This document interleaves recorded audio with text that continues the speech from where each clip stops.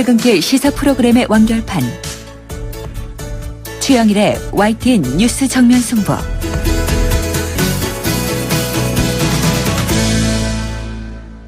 YTN 뉴스 FM 뉴스 정면 승부 2부 시작합니다. 이번에는 먼저 보도국 국제부를 연결해서 나라 밖 소식 알아보겠습니다. 자, 조수영 기자, 안녕하세요. 네, 안녕하세요. 네, 자, 이 도널드 트럼프의 미국 대통령 당선 이후에 이 국제사회에서 연일 잡음이 이어지고 있던데요. 오늘도 네. 관련 소식으로 시작해 보겠습니다. 자, 이 미국 대도시를 중심으로 확산된 이 반트럼프 시위에 이어서 이번에는 트럼프 당선인의 첫 인선이 논란을 빚고 있다. 이게 어떤 내용입니까? 네, 논란의 중심에 선 인물은 트럼프 차기 정부의 백악관 수석 전략가 겸 고문으로 임명된 스티브 배넌입니다. 네. 극우 성향 매체 브레이트바트 운영자이자 트럼프 대선 캠프의 좌장으로서 반이민 그리고 반무슬림 선전선동을 주도해왔는데요. 배넌이 국내외 정책의 전략을 짜는 요직에 오르자 백인 우월주의와 인종주의자의 백악관 행위 적절치 않다는 비판이 제기되고 있습니다. 네. 인종차별 철폐운동 단체를 중심으로 임명 철회 요구가 쏟아지고 있고요. 민주당 의원들도 배넌의 극우 성향과 백인 민족주의에 우려를 표했습니다. 급기야 초대 비서실장에 오른 라인스 프리버스가 배넌을 옹호하고 나섰지만 트럼프가 선거운동 기간 내내 인종차별적 발언으로 논란에 휩싸였던 터라 당분간 잡음은 계속될 것으로 보입니다. 네, 자, 미국 내부도 이러한데 이 트럼프 당선 이후에 유럽 각국 정상들도 굉장히 바쁘게 움직이고 있잖아요. 네, 그렇죠. 그런데 영국이 나홀로 다른 목소리를 내고 있다면서요.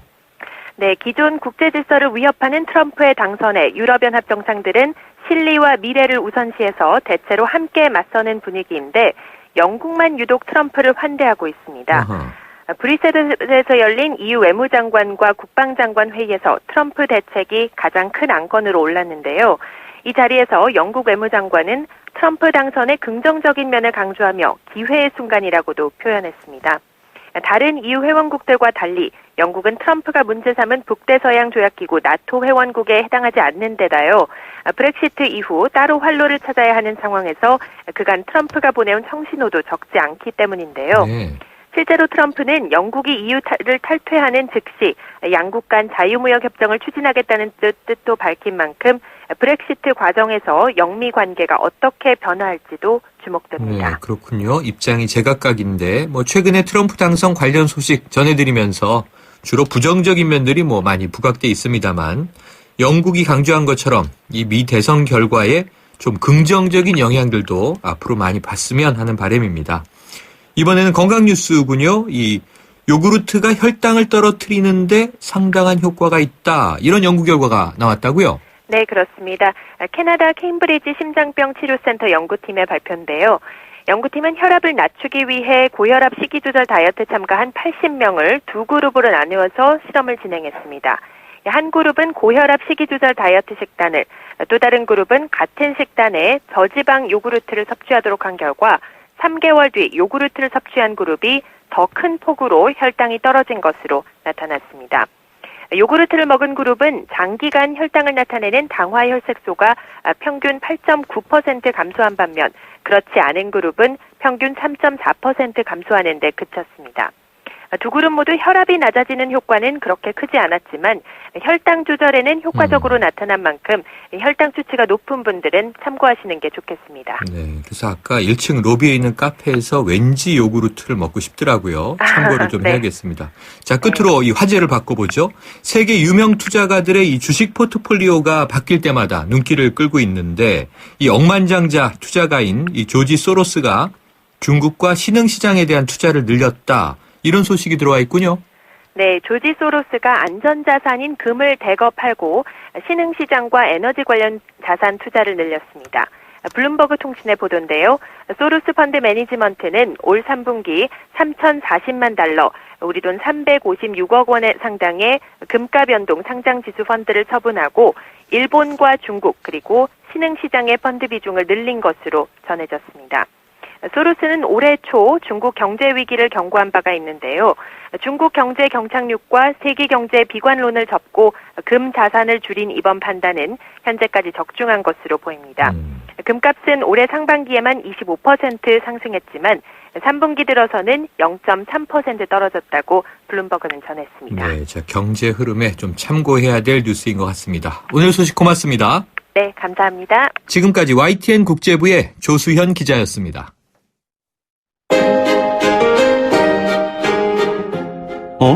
지금 듣고 있는 라디오가 뭐지?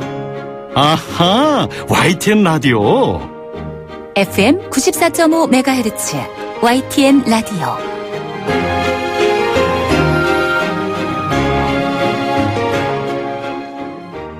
네, 유영하 변호사, 오늘 뉴스의 중심에 서 있던 인물입니다. 박근혜 대통령에 대한 검찰 조사가 임박한 가운데 대통령의 변호인으로 공식 선임이 됐죠. 이 친박 중에 친박, 또 진박 중에 진박이다, 이렇게 불릴 정도로 이 박 대통령과는 인연이 깊은 것으로 알려져 있고요. 지난 총선 때 당시 김무성 대표의 옥새 파동 출마가 좌절된 경험을 또 가지고 있습니다. 어떤 인물인지, 또 대통령의 검찰 수사 어떻게 전개될지, 이 내용을 법조인 출신이고요. 유영하 변호사와는 사법연수원 24기로 동기인 국민의당 이용주 의원을 연결해서 이야기를 좀 나눠보겠습니다. 이 의원님 나와 계십니까? 예, 안녕하십니까. 네, 안녕하세요. 이용주 의원입니다. 네. 자, 유영하 변호사와 사법연수원 동기시네요? 예, 그렇습니다. 사법연수원 24기로 동기입니다. 예. 아, 24기는 그럼 몇 명 정도 되나요? 300명 정도 된다고 보시면 됩니다. 네, 300명. 이게 많을 수도 있고 적을 수도 있는데 좀 개인적인 친분은 있으신가요? 연수원 때 저희 옆반에 같이 근무했었고, 검찰에 있으면서도, 네네. 직접 같이 근무하지는 못했지만은, 네. 여러 번 자주 업무상으로 자주 알고 있는 편이죠. 아, 그러면 서로 아시는 관계다, 이렇게 보면 예, 되겠군요. 자, 그러면 이제 어쨌든 뭐 우리 일반인들보다는 훨씬 잘 아실 테니까 이번 변호인 선임 배경 어떻게 보고 계십니까?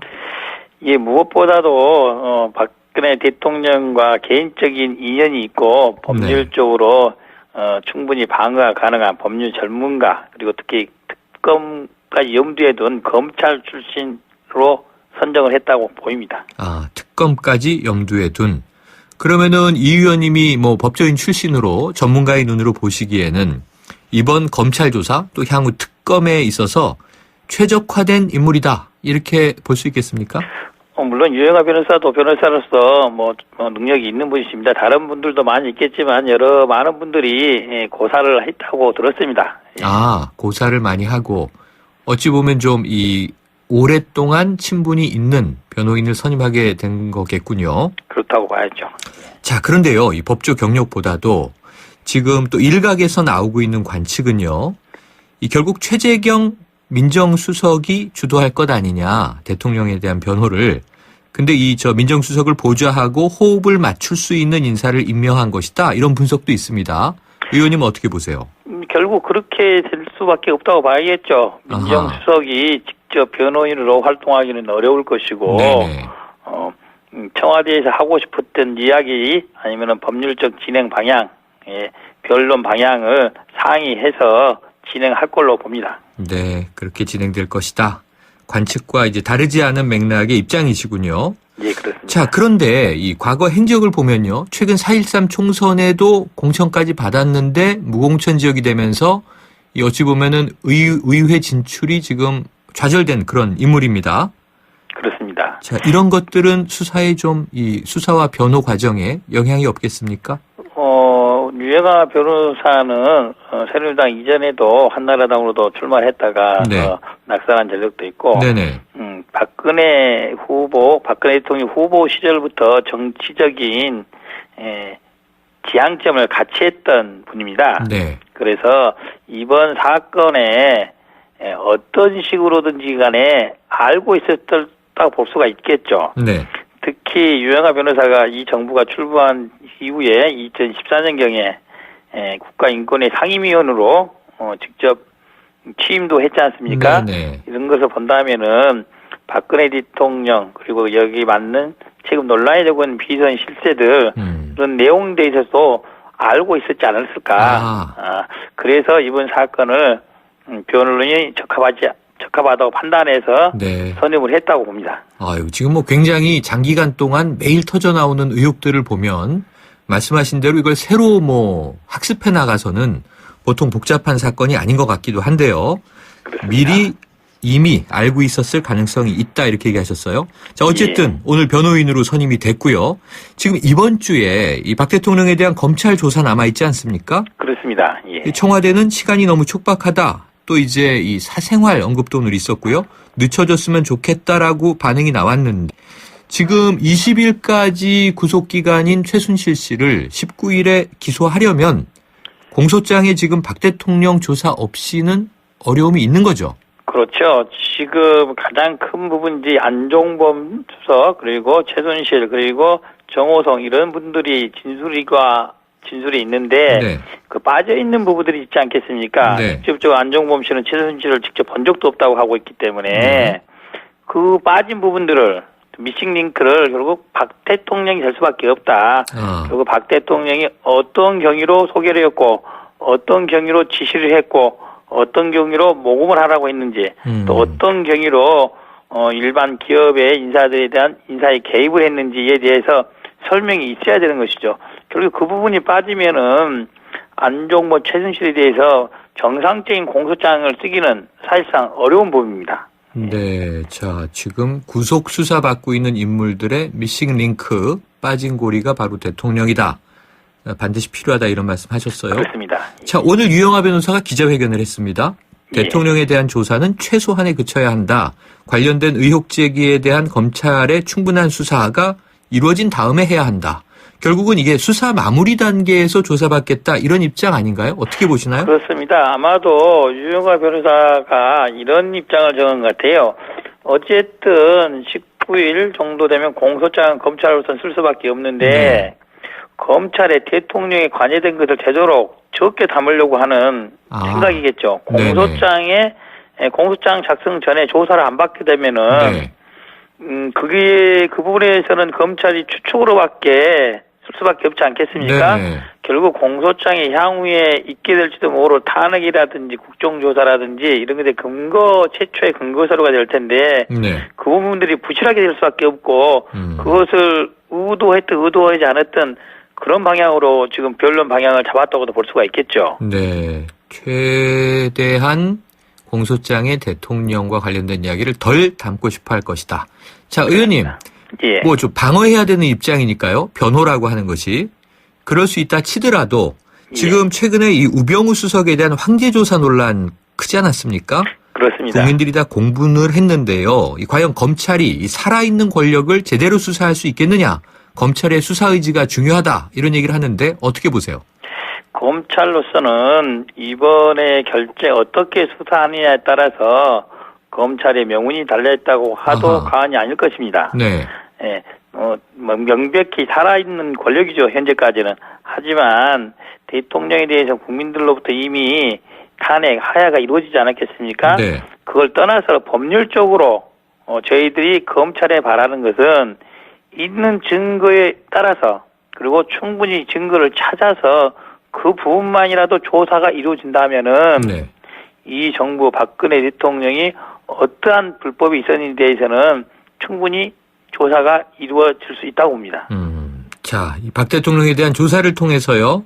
의혹의 일부라도 사실로 밝혀질 경우에 좀 적용 가능한 혐의와 쟁점 뭔가요? 지금 많이 논란이 되고 있는 것들이 모금 관련해서는 뇌물죄가 되지 않겠습니까? 기업들로부터 800억 이상 추가적으로 수십억을 더 거뒀다고 돼 있고 그리고 직권남용, 강요죄 이런 부분들도 있지 않겠습니까? 특히 또 대통령 기록물 관리법 위반이라는 것들이 대통령에게 여러 가지 문서들, 국무회의 자료 이런 것들을 민간인에게 넘겨주고 하는 이런 내용들 이런 것들이 대통령 기록물 관리법 위반이라든지 공무상 비밀누설죄라든지 크게 이런 5개의 범주 내로 들어가게 될 것입니다. 지금 거론해 주신 것만 해도 5개 굉장히 많은데요. 그런데요, 저희가 주범, 공범, 공동정범 이런 얘기는 많이 들어왔는데 최근에 언론에 이 간접정범이라는 얘기가 나옵니다. 이게 뭔가요? 간접정범이라는 것은 예를 들어 안종범, 최순실이 공모를 해서 기업들로부터 800억을 돈을 뇌물로 받거나 강요로 해서 돈을 받았다고 치는 경우에도 그 과정을 박근혜 대통령은 그게 강제성이 있는지 몰랐다. 이렇게 하는 경우에 성립될 수 있는 겁니다. 박 대통령은 소위 말하는데 선의에 의해서 하려고 했는데 안종범 최순실이 강제로 돈을 걷고 사용했다. 네. 그리고 다른 기업들에 대해서도 강요된 인사를 한 부분도 본인은 관련하지 않았다라는 하는 경우에 네. 법률적으로 대통령은 고의가 없는 도구로서 사용됐다. 그런 취지로 말을 하고 있는 겁니다. 그렇군요. 이건 실제 적용 가능성이 있다고 보십니까? 제가 보기로는 현재까지 밝혀진 증거 관계로 본다면은 네. 그럴 수는 없는 것이죠. 간접 정범이 될 가능성은 적어 보인다. 그렇죠. 왜 그러냐면은 안종범 수석의 이야기나 최순실, 정호성 이야기를 본다면은 모든 일은 대통령의 지시로부터 시작이 되어 있는 겁니다. 네. 그리고 또 하나 최근에 말씀드렸다시피 안종범 수석이 말했다시피 모금이 늦어지자 재단 설립이 늦어지자 대통령이 역정을 했다는 말을 했지 않습니까? 네. 그런 것을 본다면은 대통령이 이러한 강제성 그리고 이런 진행 정도에 대해서 모를 수가 없는 상태인 것이죠. 네. 그래서 간접 정범 형태로 사건을 처리한다면은 검찰이 국민들로부터 비난을 면치 못할 것입니다. 자, 대통령 아직 참고인 신분인데요. 조사 과정에서 피의자로 전환될 가능성 있다고 보세요?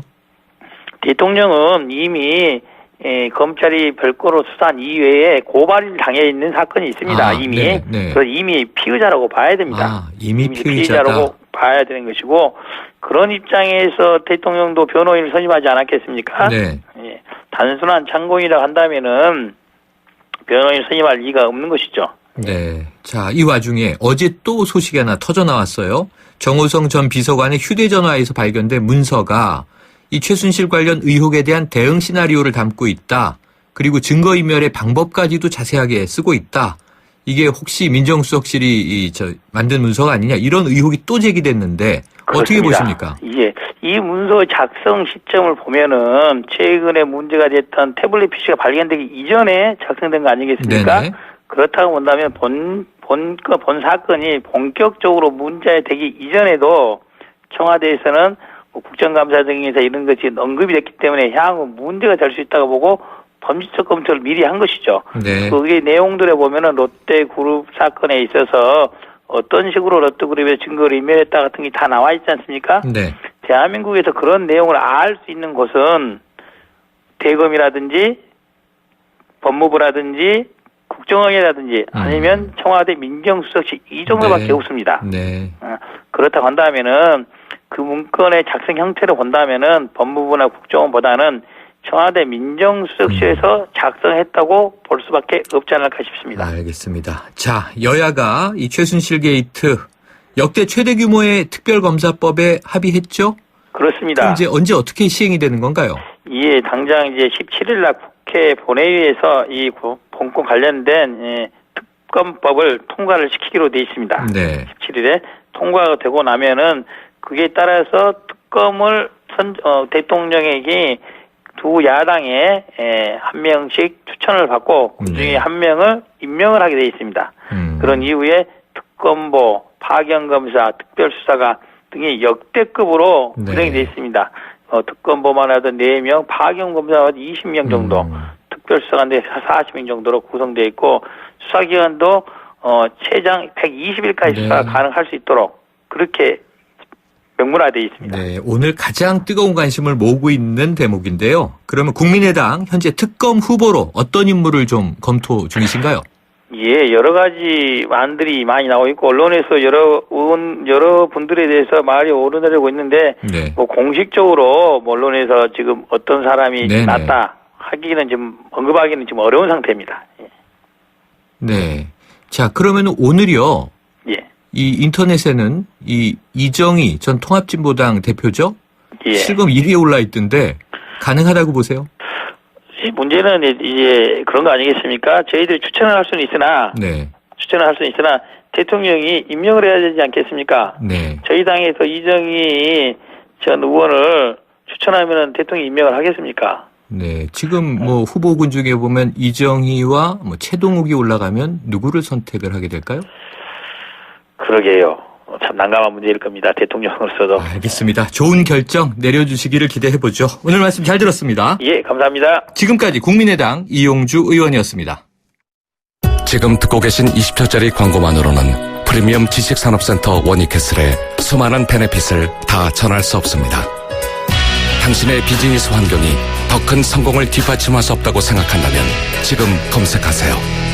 프리미엄 지식산업센터 워니캐슬 동원건설산업. 아유, 세 단계 종이 또 걸렸어. 정말 제보나 하려다가 미치겠네. 내가 진작 현대오피스로 바꾸라니까. 오늘 다 날 셀 거야. 이제 스트레스 받지 마세요. 사무기기 전문기업 현대오피스가 책임지겠습니다. 사무기기의 올바른 기준. 현대오피스. 배우 박소연, 밤마다 걱정입니다. 제발 대리운전 불러서 귀가해주세요. 사고라도 나면 여우와 토끼는 누가 먹여 살려요. 2588 있잖아요. 좌우로 정렬 2588 눌러줘요 2588 올뉴 제규어 F페이스 탄생. 제규어의 스포츠카 F타입 DNA를 그대로 물려받은 가장 제규어다운 SUV가 표현하는 스포츠 드라이빙이란 바로 이런 것이다. 제규어, 단 하나의 퍼포먼스 SUV 올뉴 제규어 F페이스. 새 차 살 때는 장기 렌터카 SK 똑똑한 장기 렌터카. 똑똑한 가격 주유소 할인 SK 똑똑한 장기 렌터카. 꼭 비교해보세요. 가격도 혜택도 SK 렌터카에서. SK 똑똑한 장기 렌터카. 미세먼지로 고통받는 아이들에게 콘덴싱이 옳았다. 살 곳을 잃어가는 북극곰에게 콘덴싱이 옳았다. 친환경 보일러를 만들겠다는 28년 전 그 선택. 콘덴싱 28년 국가대표 보일러. 2015년 금감원 공시 매출액 1위. 홍은희 씨, 잇몸 관리 어떻게 하세요? 잇몸 관리요? 양치 잘하고 치과도 다니고 그리고 하나 더. 인사돌 플러스. 염증에도 좋고 들뜬 느낌도 꽉 잡아주니까요. 잇몸 건강에 인사돌 플러스. 써본 후의 차이요? 직접 느껴보세요. 동국제약. 에이스 고객 지성 이보영. 침대를 말하다. 이 남자 가구 살 땐 신경도 안 쓰더니 침대는 자기가 먼저 누워보는 거 있죠? 당연하지. 몸을 위한 건데. 응? 잡았으면 알 텐데. 침대는 가구가 아니다. 침대는 에이스다. 에이스 침대. 2부는 여기까지입니다. 7시 뉴스 듣고 3부로 돌아오겠습니다.